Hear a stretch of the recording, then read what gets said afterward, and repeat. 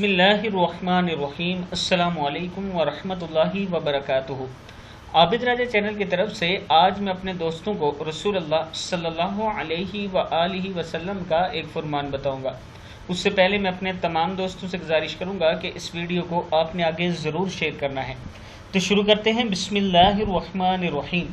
رسول اللہ صلی اللہ علیہ وآلہ وسلم ایک شخص کے پاس سے گزرے۔ حضرت عبداللہ بن عمر رضی اللہ تعالی عنہ بیان کرتے ہیں کہ رسول اللہ صلی اللہ علیہ وآلہ وسلم ایک شخص کے پاس سے گزرے، وہ اپنے بھائی کو حیا، شرم اور پاک دامنی اختیار کرنے پر نصیحت کر رہا تھا۔ اس پر رسول اللہ صلی اللہ علیہ وآلہ وسلم نے فرمایا، حیا ایمان کا ایک حصہ ہے۔